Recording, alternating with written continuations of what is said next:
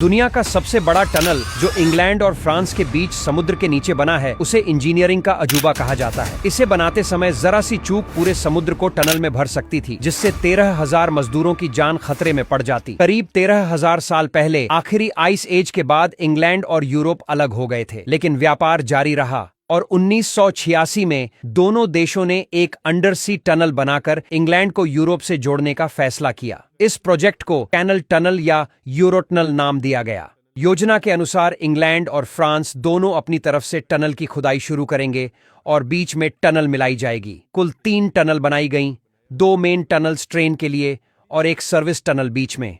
एक terminal France के कोकवेल और दूसरा इंग्लैंड के फोक्सटन में बनाया गया। कुल लंबाई 56 किलोमीटर थी, जिसमें 38 किलोमीटर समुद्र के नीचे है। 1986 में निर्माण शुरू हुआ। सबसे बड़ी चुनौती थी टनल बोरिंग मशीन (TBM).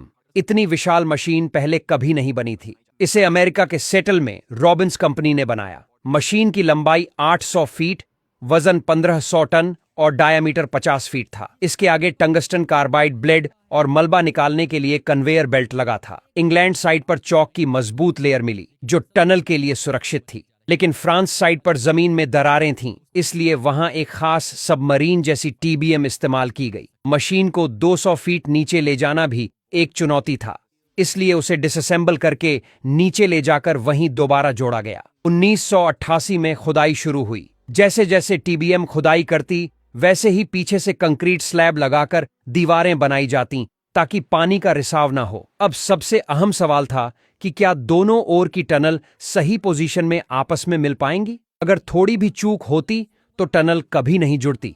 इस लगातार 3 साल की खुदाई के बाद आखिरकार दोनों TBM आमने सामने आ गईं। लेकिन अब एक नई समस्या आई। दोनों TBM का डायामीटर 50 फीट था, लेकिन टनल अब 46 फीट की रह गई थी, क्योंकि दीवारों पर कंक्रीट की लेयर लग चुकी थी। यानी TBM को वापस बाहर लाना नामुमकिन था।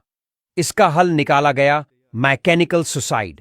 इंजीनियर्स ने इंग्लैंड वाली TBM को नीचे की ओर मोड़कर जमीन में सैकड़ों फीट नीचे दफना दिया। फ्रेंच TBM को बाद में डिसअसेंबल करके बाहर निकाल लिया गया, क्योंकि उसे बाहर निकालना ज्यादा सस्ता था। फिर टनल के बीच की अंतिम चौक लेयर को जैक हैमर से तोड़ा गया और दोनों देशों ने एक दूसरे को झंडे सौंपे। हजारों साल बाद इंग्लैंड और फ्रांस फिर से जमीन के नीचे एक स्थायी रास्ते से जुड़ गए। 6 मई 1994 को चैनल टनल को आधिकारिक रूप से खोल दिया गया। अब यात्री ट्रेनें इस टनल से कुछ ही समय में इंग्लैंड से फ्रांस पहुंच जाती हैं। इस प्रोजेक्ट में करीब 12 अरब पाउंड का खर्च आया और यह आज भी दुनिया की सबसे बड़ी इंजीनियरिंग सफलताओं में गिना जाता है। और इसके साथ ही इस तरह की वीडियो देखने के लिए पेज को फॉलो करें।